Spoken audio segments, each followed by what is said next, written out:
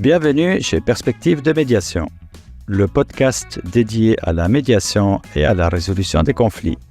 Je suis Pascal Gemperli, médiateur basé en Suisse.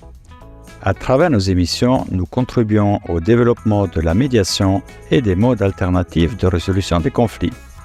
Vous allez découvrir des conseils pratiques, des témoignages inspirants et des échanges et discussions variés avec des invités de marque. Pour ne rien manquer et pour nous soutenir, abonnez-vous à notre chaîne et partagez nos podcasts. Vous pouvez aussi laisser un commentaire pour partager vos avis ou pour poser des questions. Allons-y. Salut Olivier. Salut Pascal, ça va bien? Ouais, bien. Pas aussi que Ouais. toi, dehors, sous le soleil, sous les arbres.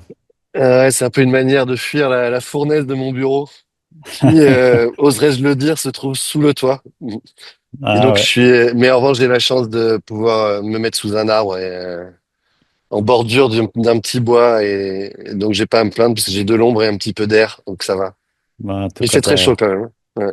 ouais, t'as l'air d'être bien là. Moi, je suis au bureau. Voilà, c'est vrai que j'ai passé une journée un peu marathon au bureau et puis là, enfin une partie un peu, comment dire, je vais pas dire confortable, va confortable Plus si quand cool. même, en tout cas plus cool Ouais, ouais. que le reste de la journée, qui était un peu un sprint. Et puis je me réjouis d'avoir cette discussion avec toi.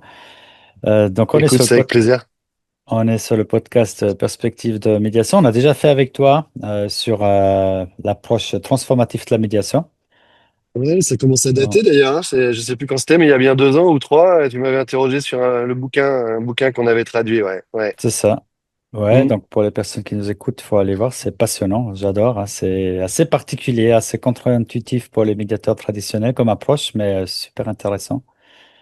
Puis tu as aussi intervenu dans un cours chez nous, et franchement, ça a été très apprécié.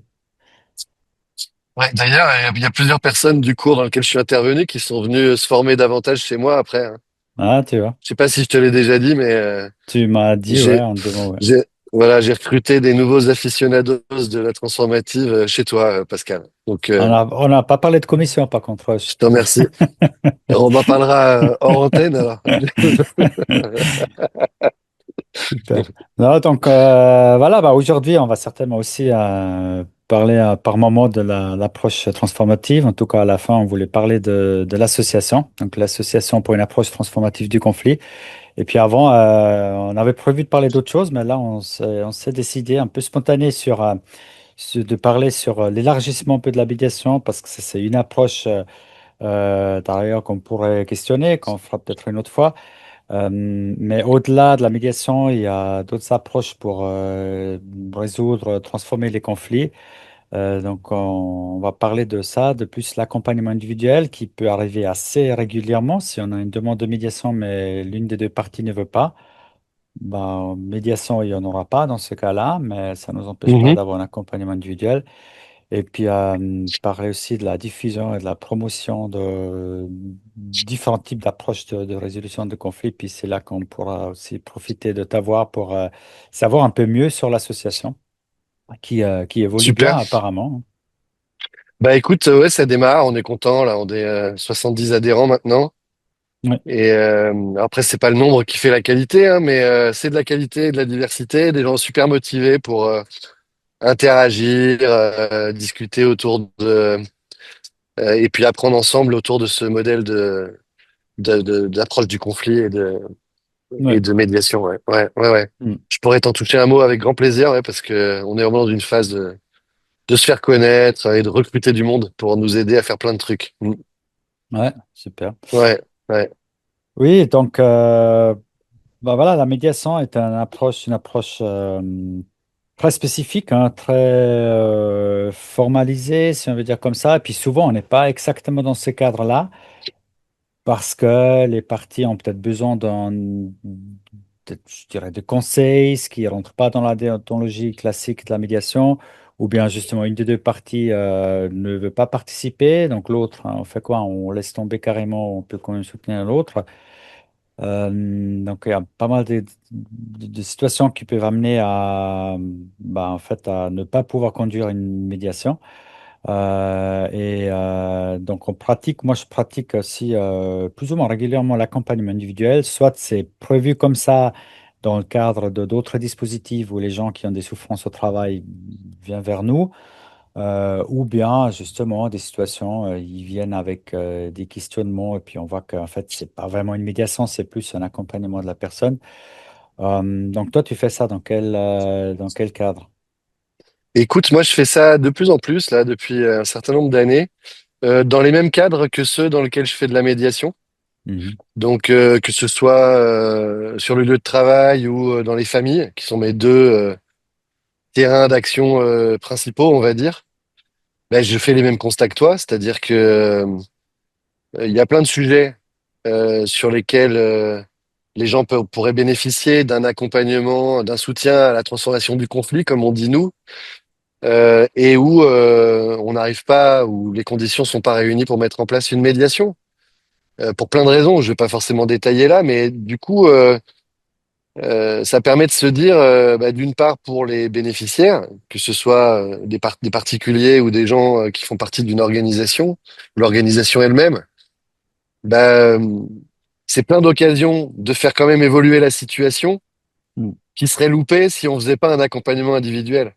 Autrement dit, je peux tout à fait avoir un membre d'une famille ou même un particulier qui a des soucis avec quelqu'un d'autre qui n'est pas forcément son frère, sa sœur ou sa mère, euh, qui a justement une situation conflictuelle, mais qui n'a pas spécialement envie de proposer une médiation, ou qui hésite encore, ou qui l'a proposé 1000 fois et l'autre l'a refusé, Mm. et qui continue de se débattre avec ce truc qui l'empêche de dormir et qui fait des projections en disant quand les parents vont mourir et qu'on va se retrouver à l'enterrement et comment ça va se passer, etc. Ouais, ouais. Et qu'ils n'arrivent pas à se débarrasser de ce truc-là, eh ben, il y a vraiment de la place pour leur offrir un espace d'écoute, le même Mm. qu'on offre en médiation, mais là en tête à tête, Mm. en une ou plusieurs séances, pour les aider à déposer ce qu'ils ont à déposer, se sentir accueillis et écoutés par rapport à ce qu'ils vivent, du Ouais, coup bien sûr. prendre de la hauteur, du recul, et puis peut-être euh, prendre des initiatives, décider des choses, voilà, prendre des décisions par rapport à peut-être un comportement ou une attitude à adopter ou Mm. une action à conduire pour faire évoluer la situation. Et bien souvent, en fait, c'est ce qui se passe. C'est un truc que je te raconterai après, mais bien souvent, c'est ce qui se passe, c'est-à-dire que la personne qui est de nouveau, qui a retrouvé de la lucidité par rapport à sa situation, qui a réussi à peser le pour et le contre, à identifier un peu sa part de responsabilité ou en tout cas ce qu'elle pourrait modifier dans sa façon de se comporter pour que les choses changent, ben, bien souvent derrière, cette personne-là, à l'occasion d'une prochaine interaction avec l'autre, Mm. qu'elle soit provoquée par elle ou non, qu'elle soit obligatoire ou non, ben, peut-être va faire la chose qui va enclencher un processus de transformation. Oui. Et donc, Individuel donc. ben, faire quelque chose individuellement, mais comme on le fait quand on prend une initiative vis-à-vis de quelqu'un avec qui on a du mal à parler, Ouais. et on va faire un effort pour essayer de mettre les choses sur la table et de se parler sans avoir à appeler un médiateur. Ben, là, ils appellent pas un médiateur, mais il y en a un des deux qui se fait aider par quelqu'un qui se trouve être un médiateur, qui l'aide à prendre Mm. du recul et qui l'aide à prendre ses décisions pour faire, pour essayer quelque chose de différent avec l'autre, pour Ouais. tenter quelque chose avec l'autre. Voilà, et donc le potentiel, il est énorme parce que des gens qui sont prêts à avoir un ou plusieurs entretiens individuels, confidentiels avec un médiateur, il y en a beaucoup plus, en Mm. particulier dans les organisations, que de gens qui sont prêts à participer officiellement à une médiation et à Ouais. accepter a priori de rencontrer l'autre, etc. Ouais. Après, là, c'est pas le sujet principal, mais c'est tout de suite, je pense, aux questions de marketing, parce que si tu es médiateur avec un site web, médiation, etc., quelqu'un qui cherche un accompagnement individuel, il va pas forcément le contacter, il va plutôt se tourner vers un coach, j'imagine, et peut-être Un citer ça, coach un ou un psy. coach ou un psy. Ouais. Sauf qu'en fait, les gens, ils entrent par la logique du conflit ou de l'interaction conflictuelle. Donc, le médiateur, après, tout dépend comment son marketing est fait, mais bon, moi, pour le coup, j'ai pas de marketing, j'ai pas de site internet. Mais on a des gens qui viennent vers nous pour se renseigner sur la résolution des conflits en général. Ils sont dans une situation. Et d'ailleurs, c'est comme ça que moi j'y suis venu en fait. C'est quand je me suis rendu compte que je le faisais gratuitement. Mhm. C'est-à-dire qu'en Ouais. fait, je recevais beaucoup de coups de fil. Tu rigoles, je te l'ai déjà raconté, peut-être non? Non, Non, non, mais je vois à peu près. mais Ouais. tu as dû vivre la même chose. Je refusais les tas de coups de fil des gens qui se renseignaient sur la médiation, là, là, là. J'avais un peu de temps, je me mettais en mode écoute. Voilà, j'accueillais tout ce qu'ils avaient à me Puis t'as dire. Je leur 30 faisais minutes qui passent, 1 heure qui des passe. petits Ouais. reflets. Je leur mettais le doigt sur leurs hésitations, tu vois, sur les options qu'ils avaient envisagées, tout ça. Et puis au bout d'une demi-heure, trois quarts d'heure, ils me disaient salut, merci. Et le lendemain, ils m'ont envoyé un texto en disant ah merci, ça m'a fait du bien. Du coup, j'ai appelé Ouais. l'autre là, et puis on s'est rabiboché, quoi. Et donc, en fait, il y Ouais. avait plein de gens qui résolvaient leurs problèmes grâce à une demi-heure, trois quarts d'heure d'écoute de ma part. Et pour moi, c'était Hmm. devenu une part importante de mon temps, mais qui donnait pas lieu à de la facturation. Donc, je me Ouais. suis dit, mais j'en ai parlé autour de moi, bien sûr, supervision, machin, me dit, mais t'es complètement stupide, tu travailles gratuitement, fais de l'accompagnement individuel, quoi, propose-le ostensiblement, quoi. Mm. Donc tu appelles ça comment?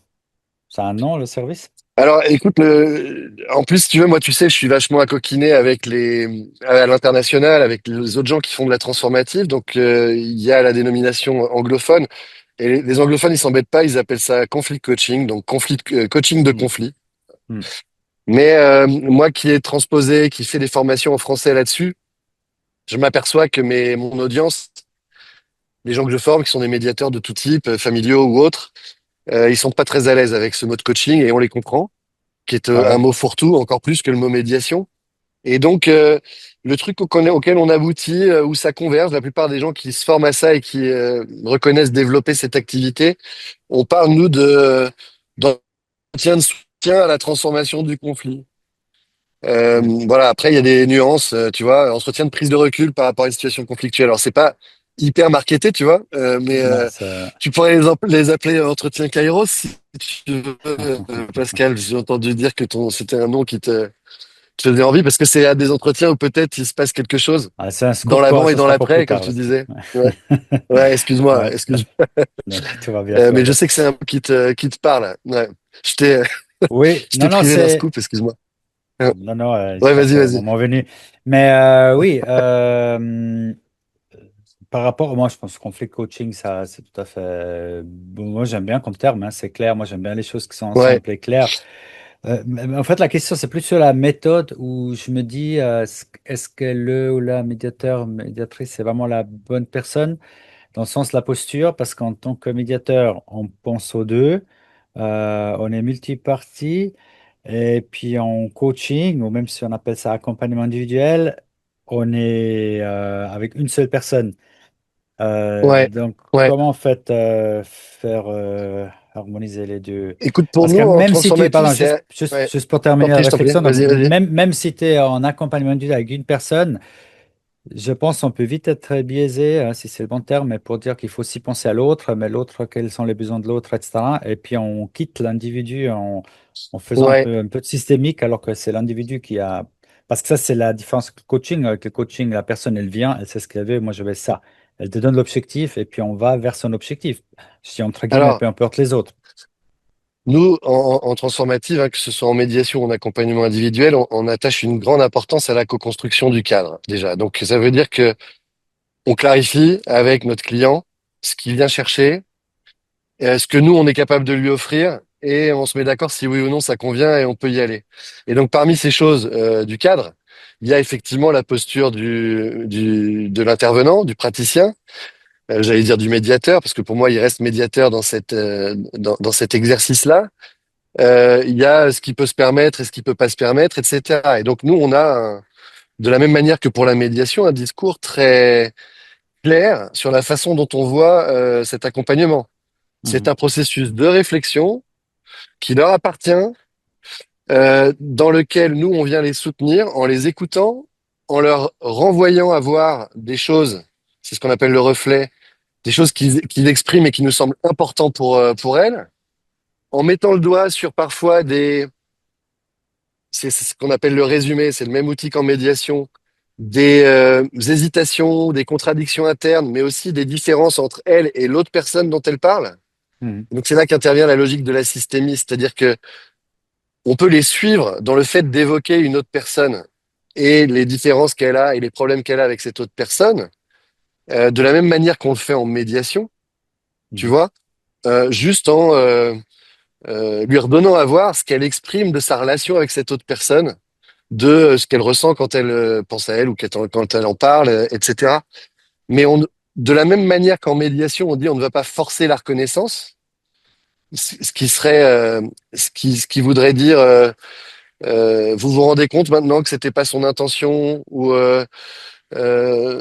voilà, vous avez entendu qu'il regrette, vous avez entendu ses remerciements, toutes ces tentatives de rapprochement, donc de stimulation de la reconnaissance mutuelle, nous on se l'interdit en médiation Mhm. transformative, et Mhm. donc on continue de se l'interdire en accompagnement individuel. Donc on n'est pas là pour prendre son parti ou ni pour le conseiller, ni pour donner notre avis sur si l'autre a bien fait ou pas bien fait, ou si on est d'accord sur le fait que c'est admissible ou inadmissible, etc. On lui redonne à voir ce qu'elle dit. De la même manière qu'on le fait en fait en médiation. Euh, En fait, c'est marrant parce que moi, j'ai l'habitude de dire aux médiateurs que je forme que le travail de médiation, c'est il faut qu'ils se débarrassent un peu de ces obsessions de réussir quelque chose entre ces deux personnes Mhm. et qu'ils se concentrent essentiellement sur l'écoute et l'aide à la réflexion et donc à l'empowerment et à la lucidité pour chacune de ces deux personnes. D'où ce que tu appelles la pluripartialité, là, ou la multipartialité. Mhm. C'est-à-dire tour à tour, je vais dans le monde de l'un et je vais dans le monde de l'autre, et je suis pleinement avec eux. Effectivement, les soutiens dans l'expression de ce qui est important pour eux, etc. Ouais. Et donc, en fait, quand je bascule en accompagnement individuel, c'est quasiment comme Tu fais si la je même coupais chose, ouais, je coupe ce travail en deux, quoi, et je me concentre sur la personne. c'est ça. Mais après, ouais, excuse-moi, je vais te laisser réagir, mais j'aurais eu d'autres trucs à dire sur quand même quelques différences qu'il y a du fait que tu es tout seul avec la personne. Hein. Il y aurait des choses à dire, on pourrait en parler après, mais Ouais, je veux pas alors en fait, monopoliser la parole. non, non, non, vas-y, la seule chose que je voulais dire, effectivement, cette vision des choses, l'empowerment individuel fois 2 en médiation, fois un en accompagnement individuel, bah, c'est beaucoup plus facile à déduire dans ce sens-là que de dire médiation multipartie, accord. Là, tu as tout le temps l'autre Ouais, partie en tête. ouais, Je pense que ouais. c'est plus simple ouais, de faire cette déduction. Mais le danger, donc l'écueil, c'est effectivement, mais ça va nous permettre de faire des parallèles avec d'autres moments où on est en tête à tête avec les gens. L'écueil, c'est de répondre à la demande à la demande possible de conseils, de sauvetage, etc. Mhm, D'où l'importance de clarifier ce qu'on fait et ce qu'on ne fait pas dans un process comme ça, et régulièrement de faire le point avec le client qu'on accompagne sur est-ce que c'est correct comme posture, comme positionnement, voilà, comme relation de coaching, quoi, comme façon de travailler ensemble. Mais je reviens à mon point, ce qui est difficile quand on se retrouve en tête à tête avec la personne, c'est effectivement de ne pas se laisser aller à céder à des demandes d'un type d'accompagnement qui n'est pas celui qu'on a promis. mhm, Et typiquement, c'est quelque chose que les gens peuvent expérimenter, qu'ils expérimentent régulièrement quand ils font des caucus, donc des entretiens séparés mhm, au sein d'une séance de médiation, au sein d'une plénière. Je précise parce que les gens n'utilisent pas tous les mêmes mots mhm, dans la francophonie pour décrire ça. Et là, typiquement, c'est ce trucs qui sont déclenchés dans des moments un peu de crise de la discussion à l'intérieur de la médiation ou de sentiment d'impuissance ou de fatigue, etc. Et quand on se retrouve en tête à tête avec la personne qui a demandé cet entretien séparé ou à qui, selon les obédiences, on l'a proposé et qui l'a accepté, on a affaire à une personne qui est particulièrement en doute, déstabilisée, etc. et qui est souvent très en demande de conseils. Monsieur le médiateur, qu'est-ce que je dois faire maintenant, quoi? mhm. Parce qu'il comprend pas, blablabli, blablabla, j'ai beau le tourner dans tous les sens, etc. Et bah, évidemment, quand on fait ça sur une séance, deux, trois, quatre, éventuellement, bon, c'est rare que j'aille jusqu'à un si grand nombre de séances. En général, c'est très court ces accompagnements-là. Euh, Bah, on a l'occasion quand même, en accumulant le temps d'interaction, d'établir une relation bilatérale avec cette personne Mhm. et à voilà risquer ça et là de se laisser entraîner dans un registre qui doit pas être le nôtre quoi. D'où l'importance de faire le point rapidement. Euh, Ouais, je te Mm. vois Parce que, toucher ta barbe, quoi, c'est que c'est... Ouais. c'est que ça, je Vas-y. suis en train de réfléchir, ouais. Euh, c'est comment dire, la nature non interventionniste de la médiation transformative que tu pratiques. Ouais. Peut-être il faut que tu le réexpliques en deux mots, mais je me suis dit que ça, c'est pas difficile en bilatéral. Mhm. Si tu en as deux et puis que ça chauffe un petit peu et puis on laisse chauffer, je fais un très naïf et très simplifié hein, de ce que j'avais compris. Mhm. Mhm. Mais si tu es tout seul, si tu laisses juste, enfin, finalement, c'est quoi ton rôle? Alors, en fait, j'ai envie de revenir sur l'expression non interventionniste, parce qu'en Mhm, fait, on est très interventionniste quand on fait de la transformative. On intervient souvent, on intervient beaucoup, on est très présent. Il faut pas croire qu'on est silencieux, etc. C'est plutôt qu'on cherche à être non directif. Donc, on a des ouais. interventions qui cherchent à être non directives. Mais ça fait une différence hyper importante parce que euh, ce danger de directivité, bah, il existe quand les personnes sont à deux. Il est plutôt sous-tendu par des envies de les aider à franchir certaines étapes, de résoudre certains problèmes, de trouver un accord, voilà, témoigner de la reconnaissance mutuelle, se pardonner, se réconcilier, etc. Et tout ça, ça fait partie des motifs pour lesquels on peut avoir tendance à vouloir faire les choses un peu à leur place, à les devancer un peu, à du coup choisir, prendre beaucoup de décisions à leur place sur les sujets dont il faut parler, l'ordre dans lequel le faire, les scénarios à privilégier, etc. Mhm, Donc ce risque de la directivité, il faut qu'on le surveille, qu'on le mette sous contrôle en médiation, mais d'une certaine manière, on a le même ou un peu différent en accompagnement individuel. Euh, mais avec pas forcément les mêmes intentions qui sont derrière ou les mêmes valeurs qui viennent nous susurrer à l'oreille. Mais l'idée, par exemple, de comme on fait alliance avec cette personne qui est toute seule, de la sauver, de l'aider, de la protéger. Euh, Ça, c'est quelque chose qu'on peut avoir envie de faire. On peut avoir aussi une envie de lui être utile et de satisfaire une soif de connaissance, parce que comme on est tout seul, la personne, elle vient chercher chez nous aussi de mhm, l'expertise. Donc, elle voudrait qu'on lui fasse une mini formation sur la communication non violente, par exemple, ou un truc comme ça. mhm, Enfin, sur une manière non violente de communiquer ou une manière constructive de communiquer. Ce qu'on sait très bien faire en tant que praticien transformatif, mais si on le fait, on fait plus du mhm, coaching, on fait de la formation. ouais. Et donc, cette idée de reprendre une posture haute, de sachant, soit à propos d'une expertise, soit à partir de ce qu'il faudrait faire pour résoudre les problèmes, en fait, elle est présente pour moi sous des formes différentes, aussi bien dans l'exercice de la médiation interpersonnelle que dans celui de l'accompagnement Mhm. individuel. Mm. Donc concrètement, on peut l'imaginer comment si on a une situation au travail où la personne qui vient vers toi, elle dit que je suis en conflit avec un collègue, soit sur quelque chose de technique, un budget, un projet ou que sais-je, ou bien quelque chose de plus relationnel, je ne le supporte plus, ou voilà, ce genre de choses. Uhum.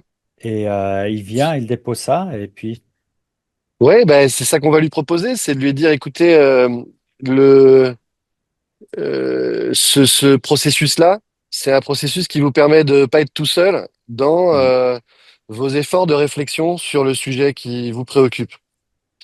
Donc, quand vous venez ici, vous parlez de ce que vous voulez, bien sûr à propos de ce sujet qui vous préoccupe. Donc, ça peut être lié à une ou plusieurs autres personnes. Ça peut être à propos de ce que vous ressentez par rapport à ça, comment ça vous pourrit la vie, ça vous déstabilise, ça vous fragilise, etc. Et en général, hein, la personne, on l'a quand même fait un peu parler spontanément, elle explique et tout ça, hmm, donc on s'appuie sur ce qu'elle nous a dit et, euh, et on lui donne déjà à revoir dans la manière dont on explique le process des choses qu'on a entendues de son état, ce qu'on appelle chez nous la déstabilisation et la fermeture, hein, qui sont, on va dire, les deux grands impacts de l'interaction conflictuelle sur la personne. La personne, elle est de plus en plus confuse, dominée par des émotions négatives, elle perd une partie de ses moyens, voilà, elle perd sa lucidité, etc. Et en plus, elle se replie sur elle-même au sens où ça lui devient de plus en plus difficile de supporter l'autre. Donc soit elle l'évite, soit elle l'attaque. Enfin, tu connais le truc. Et ce hmm, truc-là va en bouclant et en s'aggravant si on cherche pas à inverser la tendance. Et donc, en fait, la personne, on lui fait pas la pédagogie de ça, mais on l'accueille dans l'expression de cette déstabilisation et de cette fermeture. Euh, Typiquement, sachant que c'est quelque chose souvent dans lequel elle se retrouve toute seule, c'est-à-dire que il y a plus personne pour les écouter là-dessus. Même les gens qui sont de leur côté, entre guillemets, Mm. mais qui les entendent parler de ce truc-là depuis 15 jours, 6 mois, un an, 10 ans, à propos de leurs frères, de leurs collègues, de leurs machins, ils en ont ras-le-bol. Quelquefois, ils s'en sont pris une parce qu'ils ont essayé d'aider, mais ils ont fait maladroitement et ils se sont pris un retour de flamme. Résultat des courses, la personne, en général, quand elle appelle le médiateur, c'est qu'elle est vraiment seule avec son problème. Elle sait pas à qui Mm. en parler. Et donc, nous, ce qu'on leur offre tout simplement déjà, c'est cette écoute Ouais, attentive, cet accueil de leur déstabilisation et de leur fermeture, et avec une promesse qui est que ça peut les aider, et ça les aide, hein, c'est magique, hein, d'avoir juste un sparring partner pour parler d'un sujet qui les préoccupe. Ça ouais, peut les aider à regagner un peu en lucidité sur la situation, à y voir plus oui, clair et ça à c'est prendre sûr. des Ouais, ouais, décisions. C'est ça la promesse qu'on fait, en fait. ouais, Tu ouais, vois. Après, bon, il y a des éléments de process, mais je vais pas rentrer dans le détail, mais ouais. c'est Non, ça non, l'esprit général. je confirme parce que, enfin, un de nos services, en Suisse, on appelle ça personne de confiance. Ça veut dire pour Mhm. des personnes en souffrance au travail qui nous contactent, mais en individuel. Ouais. Donc, il y a une écoute active, il y a un accompagnement. On est plus dans une sorte de soutien. Hein. C'est pas comme la médiation classique. On est neutre à distance. On est vraiment avec et pour la personne. Et au début, quand je commençais à pratiquer ça, au début, ce qui était difficile pour moi, les gens venaient déposer. Mhm. Et moi, je suis une ressource, je suis à l'écoute. Et puis, j'avais cette pression, mais cette idée comme quoi, mais maintenant, si on veut régler le problème, bah, moi, je peux vous accompagner à aller voir votre responsable, on peut lancer une médiation, on peut faire ceci. Et puis, souvent, les personnes ne veulent pas parce Mhm. que ça veut dire que ça officialise dans l'entreprise. Et puis, souvent, il y a Mhm. des peurs et puis les conséquences, etc. Jusqu'au moment où je comprends, en fait, c'est surtout l'écoute. Ils ont besoin juste d'être écoutés, quelqu'un qui est là avec eux. Souvent, on est les seuls à qui ils parlent, à qui ils Mhm. peuvent parler. Et puis, rien que ça, c'est déjà la grande partie de ce qu'on peut offrir. Ouais. C'est clair. Et je ne sais pas si tu vas me rejoindre sur ça par rapport à ton expérience, mais nous, il y a un truc en transformatif qui est hyper important pour nous, c'est le fait que les gens prennent leurs propres décisions, puisqu'on on Mm. érige en valeur cardinale l'autodétermination des personnes. Donc, on dit quand elles sont confrontées à des problématiques comme ça, euh, il y a que elles qui peuvent en sortir vraiment, c'est-à-dire retrouver leur propre équilibre et leur capacité à Mhm. interagir avec l'autre. Et le processus qui les amène à redevenir capables de gérer ces situations, c'est un processus qui est fait de plein de choix et de prise de décision. Autrement Ouais. dit, si on aide la personne à y voir plus clair, parce que on lui permet de déposer ce qui l'obscurcit, ce qui l'empêche de penser clairement, euh, eh bien, il y a de grandes chances qu'elle se mette à prendre des décisions sur ce qu'elle veut pas, sur ce qu'elle est prête à essayer une dernière Mm. fois ou plusieurs fois, et ainsi de suite. Et du coup, elle se remet à l'initiative. Elle retrouve son pouvoir d'agir, en fait. Ouais. C'est prendre la Et hauteur et puis voilà. Et nous, c'est le processus c'est pour ça que je trouve que c'est très facile de switcher de l'un à l'autre quand on est médiateur transformatif, parce que c'est le même objectif qu'on a quand on est en médiation. On Mhm. cherche pas à ce que les gens se réconcilient. On dit les gens, ils vont pouvoir trouver des terrains d'entente et décider des choses ensemble à partir du moment où chacun retrouve justement cette clarté, cette lucidité et cette capacité d'interagir de manière constructive avec l'autre. Mhm. Bon, et donc, et ce qu'on met en œuvre pour les aider à se retrouver dans cet état-là et in fine à dialoguer de manière constructive, c'est la même chose que ce qu'on met en œuvre auprès d'un individu en face à face, en fait. Mhm. Mhm. Euh, et mais moi, chaque jour, je suis impressionné par la puissance de ça, en fait, hein. Et c'est pour ça, tu vois, je sais pas s'il est temps d'aller là-dessus, mais je marche par association d'idées, euh, que tu vois ce temps d'écoute que je peux offrir. Alors, bien sûr, on a de l'expérience, toi et moi, on l'a fait des centaines de fois, des milliers de fois avec plein de gens, etc. Mais ce travail d'écoute sincère, profonde, en particulier comment nous on le fait, c'est-à-dire en posant quasiment pas de questions, que ce qu'on appelle des questions de vérification, mais donc qui sont des questions qui offrent à la personne la possibilité de faire justement un choix, de prendre une décision, qui lui donne à voir un choix qu'elle pourrait avoir envie de faire. Eh bien, mince, je me suis égaré dans mon envolée lyrique. Oui, que ce travail d'écoute, il n'est pas si difficile à faire. Et n'importe quel être humain Mm. est capable de le faire de manière plus ou moins efficace dans sa vie de tous les jours. Donc, il peut le faire avec des gens avec qui il est en interaction pour essayer d'améliorer les choses quand elles commencent à se dégrader. Et il peut le faire auprès de son frère, de son conjoint, de son collègue, très ponctuellement, quand il a besoin d'une écoute comme ça qui lui permet d'éviter de partir dans cette spirale négative et peut-être d'infléchir. Et c'est pour ça que moi, au-delà du métier de médiateur et enfin voilà, dans ces différentes déclinaisons, notamment dans la modalité en face à face, le truc qui me motive maintenant de plus en plus, tu vas me dire que c'est assez bateau finalement, hein, c'est plutôt que leur donner du poisson, apprenez-les à pêcher, hein. C'est apprenez-leur à pêcher, tu sais, c'est souvent la comparaison que les gens font, la référence que les gens font à la Bible. Mais de dire finalement, est-ce que on n'aurait pas encore plus de valeur ajoutée? Est-ce qu'on serait pas plus utile à la société, nous qui sommes experts de ces trucs-là, si on allait, tu vois, porter la bonne parole, mettre en place des dispositifs de sensibilisation, de formation. Je vais prendre un exemple parmi d'autres, hein, mais dans le milieu scolaire, par exemple, entre les parents, les enseignants, les élèves, sur comme ça une façon de comprendre les interactions, en particulier quand elles deviennent difficiles, et puis sur quelques petites choses toutes simples, mais fondamentales, Mm. qu'il est intéressant d'essayer d'acquérir pour favoriser les choses, en fait, pour rendre le dialogue plus fluide, en fait, et pour éviter les Mm. escalades. Mm. Donc, ça serait de former et sensibiliser des multiplicateurs qui font ça dans leur vie de tous les jours. C'est dans ce sens-là que tu... C'est ça, et ça peut Ouais. passer même par de la vulgarisation grand public. Tu vois, toi, tu as une chaîne qui s'appelle Perspective de médiation, et qui donc intéresse surtout des gens qui s'intéressent à la médiation. Mais en fait, moi, ce que j'ai pu expérimenter avec d'autres médias, c'est que c'est la question qu'on évoquait tout à l'heure. Les gens, ils viennent voir ça parce que une des options qu'ils ont en tête, peut-être, ce serait quelque chose comme une médiation, parce que surtout, ils sont Mm. préoccupés par un conflit. Et donc, quand ils arrivent et qu'ils voient un mec comme toi ou comme moi leur expliquer, bah voilà, en gros, comment ça se passe pour toi, dans quel état tu te trouves en ce moment à cause de ton conflit, et on se fout de savoir si c'est au travail, à la maison ou quoi, c'est la même chose. Mm.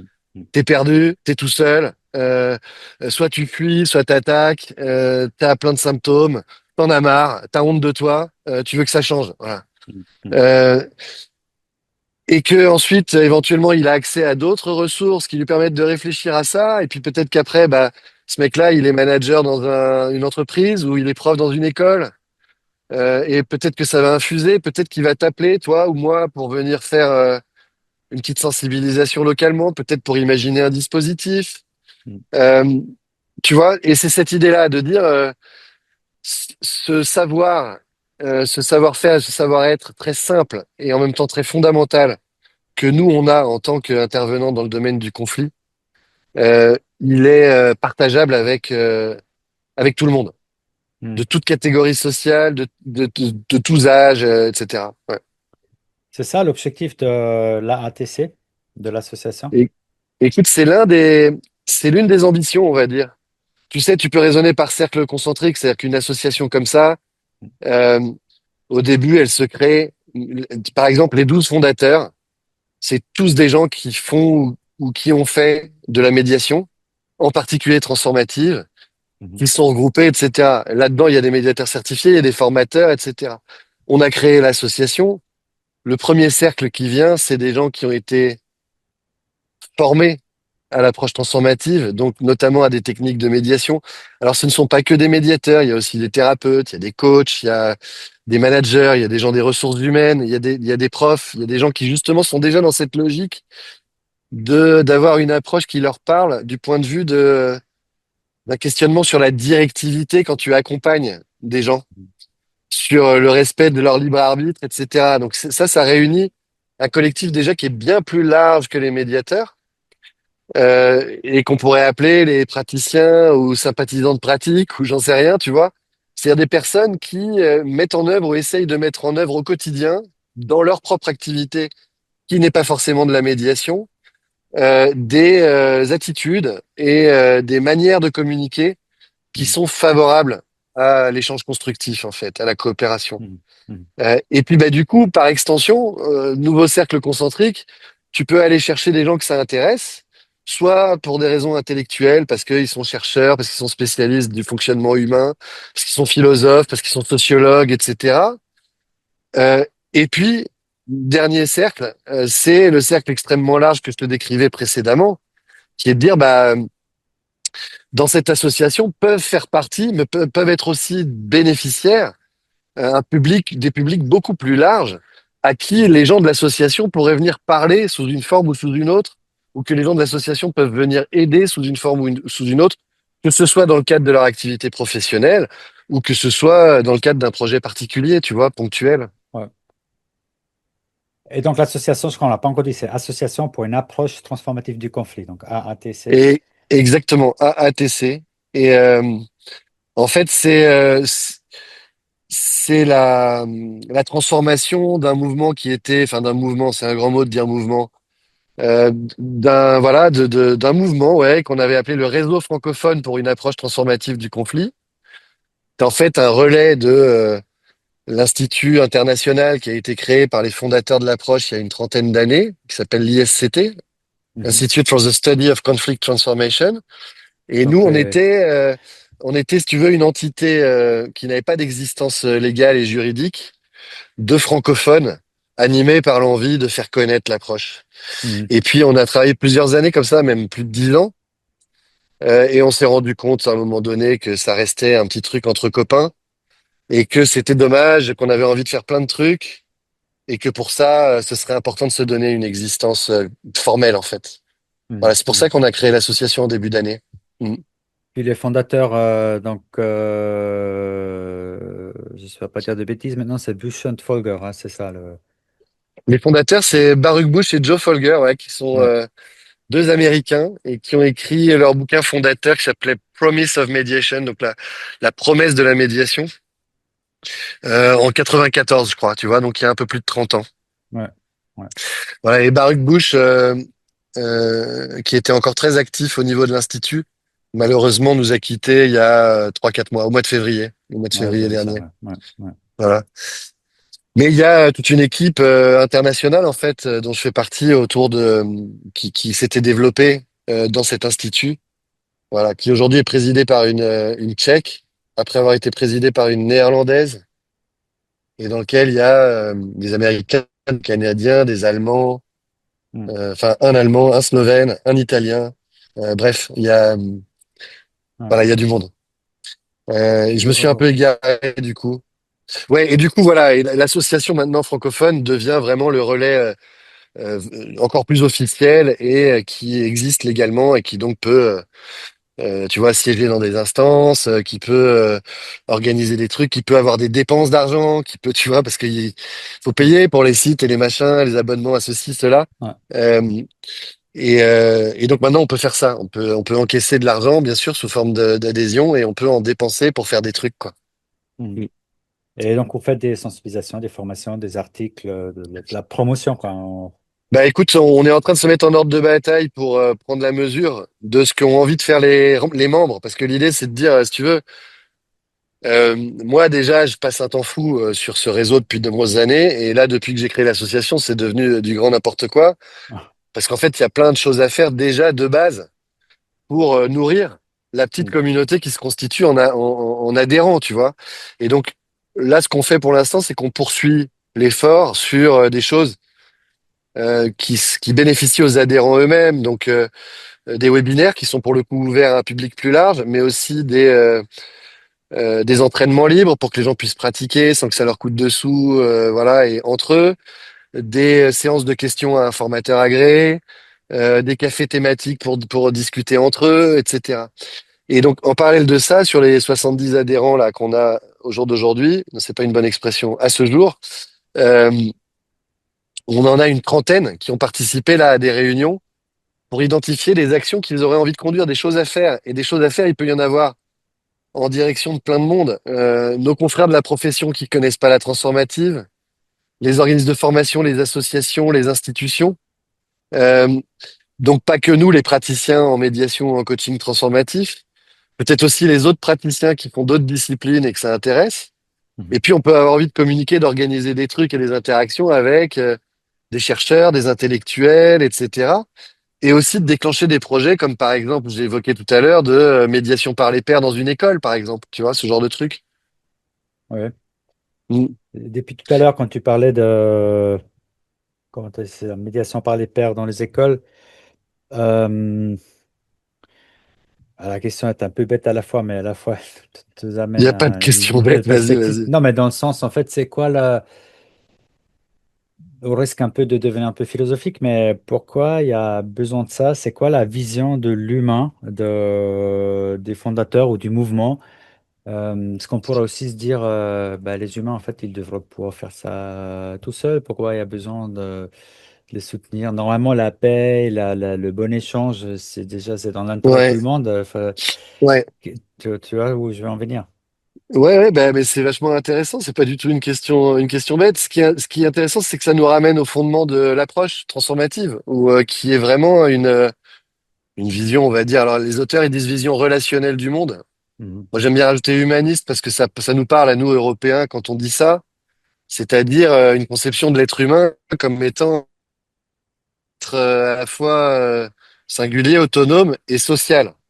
Mhm. Hein, c'est-à-dire un être qui construit son identité, qui développe sa singularité en interaction avec d'autres personnes qui sont différentes. Et que tout le monde, d'une certaine manière, bénéficie de ces interactions, ou en tout cas se construit à travers ces interactions-là. Euh, et les croyances qu'il y a autour de ça, c'est de dire, dans ces interactions avec l'autre, l'être humain, quand l'être humain, on va dire lambda, quand il est, on va dire bien dans ses baskets, en possession de ses moyens, globalement, il a tendance à interagir de façon constructive avec l'autre, c'est-à-dire à adopter une position d'ouverture vis-à-vis de l'autre et de sa différence, de curiosité, de découverte, de tolérance. Après, ça varie selon les caractères, les tempéraments, mais il y a cette idée de dire que, en tout cas, une partie du temps, quand les gens interagissent, on va le dire comme ça plutôt, une partie du temps, quand ils interagissent, avec la volonté de faire quelque chose ensemble ou de coopérer, ils interagissent de manière constructive, c'est-à-dire que chacun peut affirmer ce qu'il veut pas, comment il voit les choses, etc., tout Ouais, en étant attentif à la même chose chez les autres, et que ce faisant, ils identifient les écarts, éventuellement ils les réduisent, ils se mettent d'accord sur des choses et tout ça. Mais la conviction connexe de ça, c'est de dire que l'harmonie n'est pas de ce monde et que ça se passe pas toujours aussi bien que ça et que à chaque fois qu'on va se confronter à l'autre et à sa différence, on prend le risque entre guillemets où il y a des chances que à un moment donné cette interaction entre en crise et se dégrade pour des questions de malentendus, de confrontation forte de valeurs ou que sais-je. Mais que ces choses-là arrivent, ça nous arrive à tous tout le temps dans toutes nos interactions. Et ouais, donc, et après je termine, mais la croyance qui vient juste derrière, c'est de dire on a envie en tant qu'être humain et on sait réinverser la tendance quand ça se produit. Autrement dit, quand ça part en vrille ou en sucette, en général, ça nous plaît pas. C'est pas le genre de truc dont on s'enorgueillit et dont on se réjouit. Sinon, c'est quelqu'un qui est pathologique en général. Euh, et on a une pulsion plus ou moins forte hein, de retrouver son propre équilibre et pourquoi pas de se reconnecter à l'autre. Et donc, pour retomber sur mes pattes par rapport à ta question initiale, euh, pour moi, il y a cette idée d'une vision très émancipatrice en fait de l'individu mhm. et une vision justement un peu, tu vas rigoler un peu, mais une vision un peu écologique de la démocratie, si j'emploie les grands mots. C'est-à-dire de dire Mhm. finalement, les individus, ils sont capables de faire les choses ensemble. Parfois, ils ont besoin d'être orientés, d'être cadrés, etc. Et d'ailleurs, ils ne rechignent pas à demander un accompagnement, une expertise, etc. Mais s'agissant de trouver les moyens de se parler les uns aux autres, les capacités sont installées Et il n'y a pas forcément besoin de l'artillerie lourde, à savoir une méthode ultra puissante ou un médiateur qui soit directif ou non directif d'ailleurs, on s'en fout, pour infléchir ou changer la qualité de ses interactions avec son environnement. Et donc, euh, je sais pas si c'est pareil en Suisse, mais en France, j'espère que ce sera pas une goutte d'eau dans la mer, mais on parle de plus en plus de développer les compétences psychosociales. Moi, ça Mm. fait 20 ans que je parle de faire une gymnastique psychosociale dans les organisations, dans les systèmes humains. C'est-à-dire de dire, de favoriser la mise en place de rituels individuels ou collectifs qui permettent d'une part de prendre du recul, de réfléchir à des situations, qui permettent d'autre part de se mettre en relation, d'apprendre à se connaître, de se découvrir, de se confronter positivement, pourquoi pas de co-construire des choses. Et Mm. donc, d'être dans une recherche assumée de développement des compétences psychosociales dans la société. Mm. C'est cette vision-là pour moi qui est derrière, tu vois. C'est-à-dire les gens Oui. sont capables, mais encore faut-il leur en donner l'autorisation et leur laisser l'espace, tu vois, et réunir les conditions favorables pour qu'ils puissent exploiter cette compétence naturelle, en fait. Mm. Excuse-moi, je suis trop bavard. Mm. Non, non, c'est bien, bah, c'est toujours intéressant avec toi d'échanger. Euh, j'ai un peu l'impression, et j'aimerais t'entendre là-dessus justement, c'est que peut-être la différence entre la médiation transformative et la médiation de traditionnelle ou classique serait peut-être aussi derrière cette vision de l'humain. Et puis, bah, je simplifie un petit peu, mais peut-être dans le transformatif, on parle beaucoup de empowerment, de l'individu, de rendre l'individu capable. Et est-ce que Mhm. l'approche transformative, ça serait la paix sociale à travers l'empowerment de l'individu? Et puis dans le traditionnel, c'est plus le collectif d'office, et puis c'est le bien du collectif qui fait le bien de l'individu. Je me risquerai pas à décrire ou à qualifier l'approche traditionnelle parce que c'est tellement, enfin, tu vois, ça recouvre tellement de Oui, ça. réalités différentes. Mais ce qui est sûr, c'est que dans l'approche transformative, je sais pas si on peut dire que notre intention, c'est la paix sociale. En tout cas, on a une conviction chevillée au corps, c'est que l'harmonie n'est pas de ce monde, d'accord? Donc la paix sociale intégrale, on peut avoir envie de tendre vers ça, mais il faut pas s'illusionner, c'est ce que je disais tout à l'heure. Il y a l'idée quand même très forte.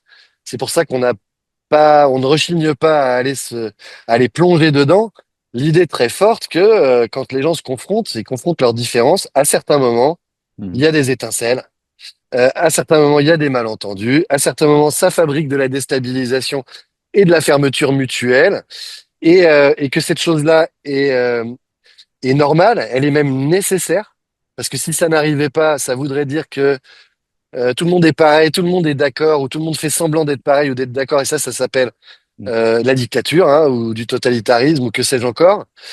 C'est pour ça qu'il y a un côté très démocratique pour moi derrière tout ça, hein, qui est de dire les personnes, en fait, elles sont capables. On cherche pas à les rendre capables. Euh, on essaye de regarder l'humain pour ce qu'il est, l'humain et ses interactions pour ce qu'il est. De temps en temps, ça interagit bien. De temps en temps, ça déconne. Et quand ça va mal, quand ça part en vrille, les gens savent rétablir la situation, parfois en ayant besoin d'un coup de pouce extérieur, mais ils savent le faire. Et la meilleure manière de rétablir la situation, c'est de le faire à leur manière. Donc, on est vraiment dans cette idée de dire, euh,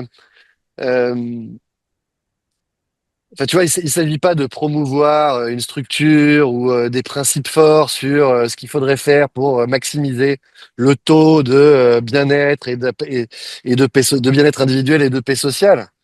Il s'agit juste de dire, reconnaissons l'être humain pour ce qu'il est et aidons-le directement ou indirectement à tirer le meilleur profit de ses capacités déjà installées de transformation des interactions conflictuelles, c'est-à-dire de rétablissement d'interactions constructives quand elles sont devenues compliquées. Voilà. Mhm. Mhm. Et donc l'idée de dire, il y a un côté très acceptation de l'interaction conflictuelle et des étincelles qu'elle peut parfois faire, mais conscience de ce qui se passe quand ça se passe et effort plus ou moins appuyé des uns et des autres à réinverser la tendance ou à sortir du cercle infernal, etc. mm, mm. Avec l'idée de dire que tout le monde a y gagné, aussi bien sur les lieux d'éducation que à la maison, que au travail, et que c'est de nature à réduire, on va dire, le niveau de violence dans les interactions entre les gens. Je parle de violence réelle, hein, c'est-à-dire Mm. toute violence symbolique qui peut s'exercer, y compris quand elles donnent pas lieu à une verbalisation ou à une ostracisation, euh, on va dire ostensible, ou à une action de nature à nuire à l'intégrité de la personne, etc. Hein. Donc toutes ces violences-là et bien sûr toute violence physique. Parce que évidemment que une faible proportion des cas, euh, un dialogue qui ripe peut conduire à de la violence. Même si en parlant, je me dis c'est vraiment très rare. Et surtout, faudrait pas faire l'amalgame entre ça et des violences Toi, tu dis physiques que c'est réelles rare, qui tu dis s'exercent pas de violence physique. fréquemment. Hein. Ouais. Ouais, c'est rare. Hein, t'es d'accord? Bon, les Violence gens qui physique, disent oui, ça me donne après, parfois envie de te frapper, et ça c'est souvent, mais des gens où ils se sont vraiment tapés dessus, ouais. c'est très rare. Mm. Oui, alors physique, oui, violence physique, oui. Après, violence psychologique, verbale, ça y est quand même régulièrement.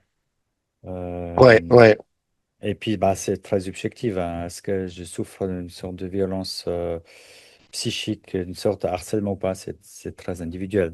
ouais, ouais, ouais. Le physique, c'est plus facile. Voilà, quelqu'un tape, il tape. Voilà. Et tu vois, là, le fait que tu reviennes à l'individuel me refait penser au premier sujet que tu as abordé, là, sur le fait d'aller sur l'accompagnement individuel.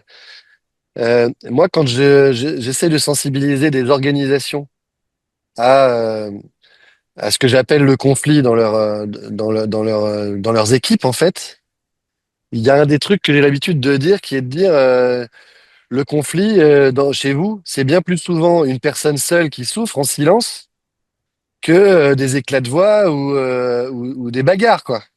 Mm. C'est-à-dire et ça fait écho à ce que tu disais sur ton job de personne de confiance avec des gens qui appellent et qui sont mal. C'est que bien souvent, dans le mal-être qu'ils expriment, il y a des difficultés interactionnelles avec une ou plusieurs personnes de leur environnement. Mais Ah, c'est que ce qui ça même. domine, Ouais. voilà, En gros, c'est même quasi systématique. Mais ce qui domine, et la raison pour laquelle la personne vient, c'est ce que j'essaie de décrire tout à l'heure, c'est sa déstabilisation et sa fermeture à l'autre. C'est le fait qu'elle se sent enfermée dans cet état où elle est plus elle-même, ni dans sa façon de fonctionner individuellement, ni dans sa façon d'interagir avec cette personne en particulier, et par transitivité, on va dire, également avec le reste de son environnement, quoi. Donc, attends, je te demande juste une seconde. Ouais, on me rappelle juste qu'il faut que je parte dans 10 minutes. Donc, oui, bah, je crois que de toute il faut façon, qu'on avance vers la fin. Hmm. ouais. Euh, oui, j'avais une dernière question que je pensais justement gentiment aboutir. Là, je l'ai perdu. Je te l'ai fait perdre, du coup. Ouais, mais c'est pas grave. Moi, il y a un Ah truc oui, que peut-être si, sur si. Ouais, Ouais, pardon, ouais, c'est vas-y. revenu. Donc, c'est un peu la vision du monde et de l'humanité. Est-ce que si on fait ça, et puis si on fait ça depuis des décennies, des milliers d'années, en fait, est-ce que c'est de nouveau très philosophique en question, mais j'aime bien ce type de questions. Est-ce qu'un jour l'humanité va aboutir à quelque chose de plus pacifique ou bien avec chaque Waouh. naissance, non, est-ce qu'on peut évoluer? Est-ce que c'est quelque chose qui peut s'ancrer dans les, si on veut appeler ça culture ou dans les sociétés? Ou est-ce qu'au moins un petit avancement? Moi, je suis tout à fait comme toi, on va jamais aboutir à la paix sociale à 100%. Mais est-ce que c'est un potentiel d'évolution qu'on a ou pas? Écoute, j'aimerais y croire, mais force est de constater, enfin, on va pas forcément rentrer dans comment dire, un passage en revue des gens qui dirigent notre planète, et des régimes qui sont en place à travers la planète. Force est de constater que c'est pas forcément ces valeurs-là qui prennent le dessus en ce moment. Hein, c'est plutôt tout le contraire. Donc, ça rend pas hyper optimiste Hmm. sur ce que tu viens de dire là, quoi. Euh, Après, moi, je suis d'un naturel optimiste malgré tout. Et je me dis presque deux choses. Une classique, une autre peut-être qui va te sembler bizarre. Je commence par celle qui est un peu bizarre, qui est de dire, bah, si le monde et une grosse partie de l'humanité va à sa perte en continuant à fonctionner comme ça et en se laissant diriger par les personnes qui sont vraiment aux antipodes des valeurs qu'on évoque depuis tout à l'heure, bah, il y a peut-être un moment donné où ce sera tellement la merde que les gens reviendront à des logiques de on se parle et on s'entraide. Bon, ça c'est un point. Mais de manière plus pratico-pratique aujourd'hui au quotidien, euh, ok, j'aimerais bien changer le monde, mais tu vois déjà, je me rends compte à quel point mon empreinte sur la souffrance et les interactions difficiles des gens par mon travail de médiateur est faible, c'est-à-dire le très peu de personnes que d'une manière ou d'une autre, j'arrive à aider, voilà, à ma façon, par rapport à leurs enjeux d'interaction avec les autres.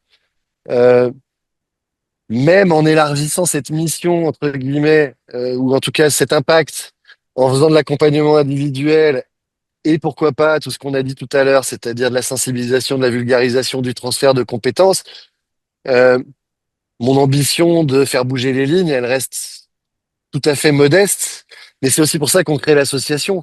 Et donc, pour finir de répondre à ta question, si déjà, à certains endroits, je parlais d'une école tout à l'heure, une équipe dans une organisation, une association tout entière, il y a quelque chose qui peut se mettre en place sous l'impulsion de telle ou telle personne qui est influente à l'intérieur de cette organisation, de ce système humain, peuvent se mettre en place des pratiques euh, qui permettent de gérer les interactions d'une manière plus constructive ou en tout cas de faire face aux interactions compliquées quand elles deviennent compliquées et conflictuelles et à essayer de les inverser, de les transformer, bah, ce sera déjà pas mal, tu vois. C'est-à-dire que Mm. si j'arrive à passer allez, 50 personnes, tout mouillé, peut-être plus si je rajoute les collectifs, mais à qui j'apporte une aide plus ou moins significative chaque année, si j'arrive à passer à 300, 400, qui vont trouver un petit quelque chose de mieux dans leur vie quotidienne, dans l'état dans lequel ils se trouvent et dans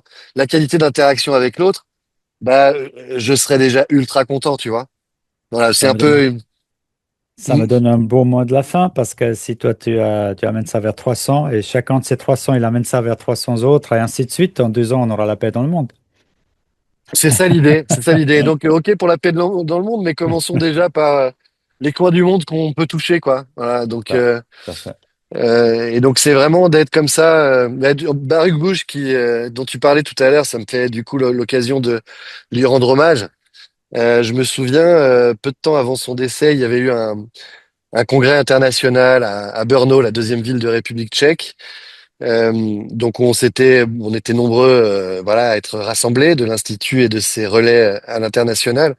Et dans son mot de conclusion, il avait utilisé une métaphore autour des petites chandelles, des petites lumières que chacun d'entre nous pouvait être dans son coin et Mhm. qui, comme ça, par multiplication, pouvait au final quand même représenter une petite lueur, on va dire, voilà, une petite lueur Mhm. d'espoir. Donc, il avait utilisé cette métaphore et tu m'y fais repenser là. Et il le fera depuis les ciels maintenant, lui-même. Comment? Lui-même, il le fera depuis les ciels, depuis les ciels. Ouais, Donc, ouais, ouais, ouais, bah, comme il était très croyant, je pense que effectivement, c'est probablement ce qu'il espérait depuis, faire en tout cas. Ouais. depuis quelque part, voilà, on sait pas. C'est ça. Je pense que c'est clairement ce qu'il espérait pouvoir continuer à faire depuis Ouais, quelque part. Ouais, ouais, ouais. ouais, En tout tout cas, il à a fait. laissé quelque chose d'important, hein, c'est effectivement. Je pense, ouais. Alors, de méconnus encore beaucoup. Aux États-Unis quand même, il est un peu connu.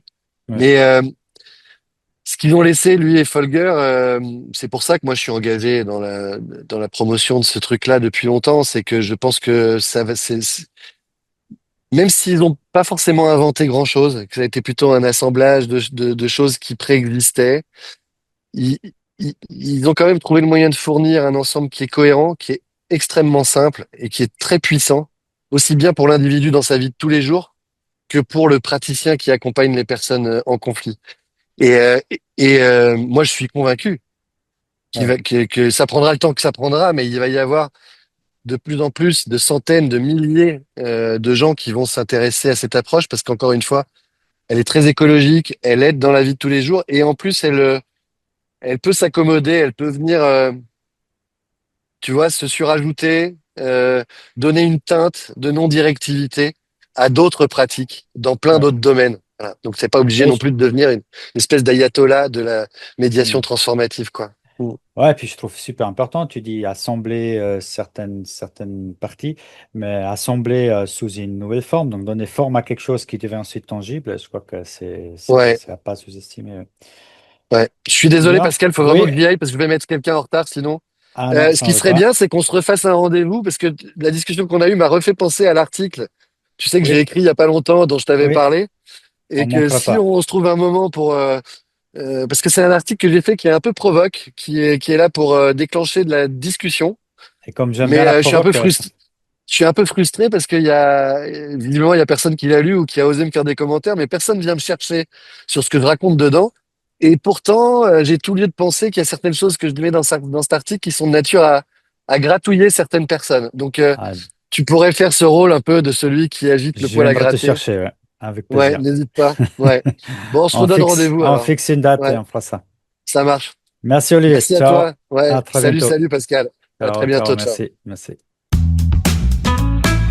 Pour ne rien manquer et pour nous soutenir, abonnez-vous à notre chaîne et partagez nos podcasts.